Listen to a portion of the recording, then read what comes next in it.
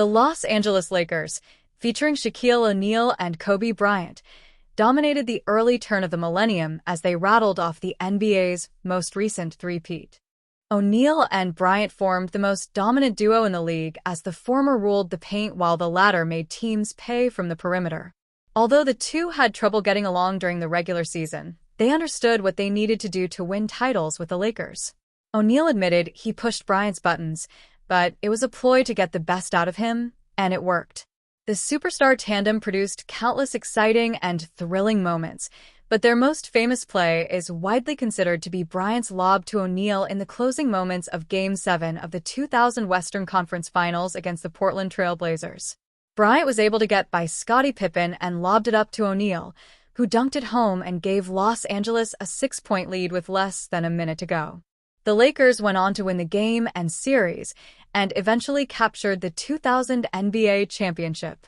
The stars lined up Staples Center, and Leonardo DiCaprio was one of the actors who were in attendance.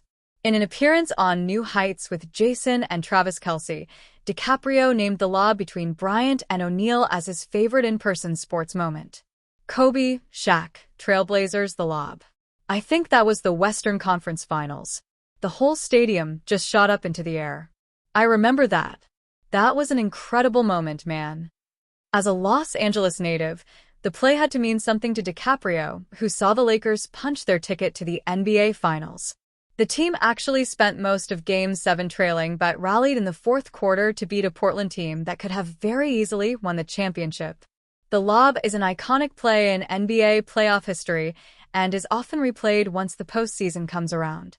Over 2 decades later, the storied franchise is still chasing championships, and it'll be interesting to see if they can return to the mountaintop. Tracy McGrady doubles down on take about winning titles with Shaquille O'Neal if he replaced Kobe Bryant. Kobe Bryant's rise as a superstar coincided with Tracy McGrady, who some considered to be better than the Lakers star. Recently, McGrady boldly claimed he would have won titles with Shaquille O'Neal if he replaced Bryant, and he doubled down on the take after receiving some pushback. Fourth-year big man Walker Kessler and the Utah Jazz could not agree to a contract extension this offseason, according to The Athletic's Tony Jones, meaning the shot-blocking center will be a restricted free agent in 2026. The development spells good news for the Los Angeles Lakers, who've reportedly coveted Kessler for several years as a long-term center due to his age and athleticism. Jones noted that the news opens the door for the Lakers to possibly make Kessler an offer sheet in 2026, when they could have nearly $60 million in cap space. Currently, there are a limited number of teams that project to have cap space. One team is the Los Angeles Lakers, which has been a past admirer of Kessler's, Jones reported. In that sense, there could be pressure on the Jazz to have a prospective offer ready for Kessler at or near the start of free agency. Kessler, Jazz couldn't agree to deal. The report explained why Kessler, one of the best young centers in the league, and the Jazz could not agree on a long-term contract this offseason. The Jazz see themselves trying to end their time near the bottom of the Western Conference standings as soon as next summer.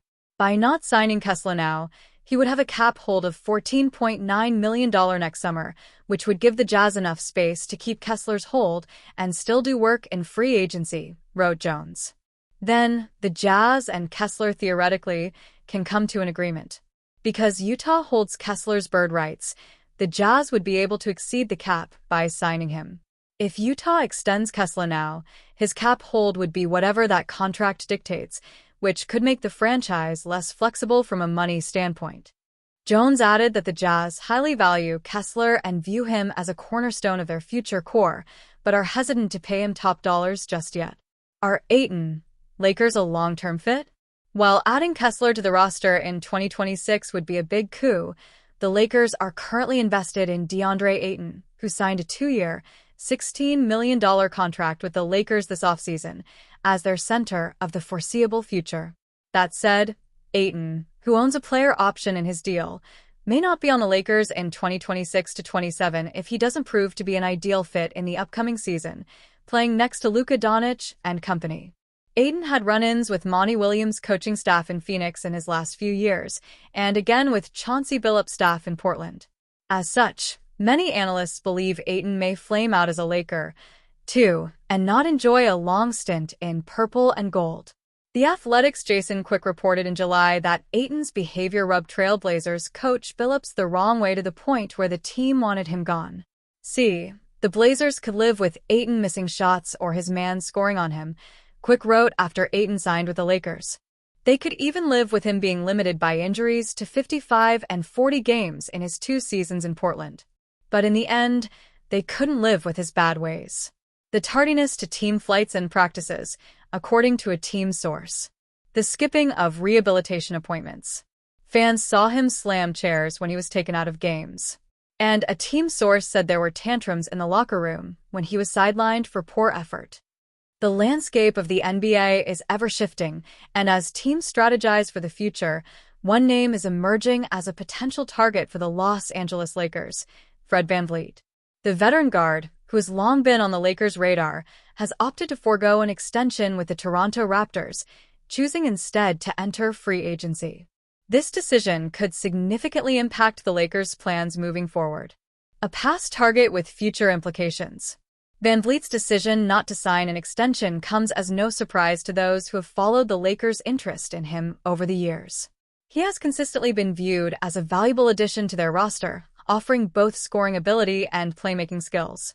Should VanVleet remain with the Raptors through the season without a trade, the Lakers could find themselves in a prime position to pursue him next summer.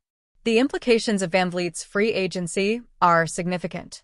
While the Lakers have not made any definitive moves yet, the prospect of adding a player of his caliber could elevate their competitiveness in an already crowded Western Conference. The Lakers are keen on bolstering their backcourt, and VanVleet's blend of experience and talent makes him an enticing option. Potential trade scenarios. While the allure of free agency looms large, the possibility of a trade cannot be discounted. If the Raptors find themselves in a position where they need to pivot from their current trajectory, VanVleet could become a valuable asset. The Lakers would need to carefully navigate trade negotiations, balancing their roster needs with the long-term implications of such a move. Potential trade scenarios. While the allure of free agency looms large, the possibility of a trade cannot be discounted. If the Raptors find themselves in a position where they need to pivot from their current trajectory, VanVleet could become a valuable asset. The Lakers would need to carefully navigate trade negotiations, balancing their roster needs with the long-term implications of such a move.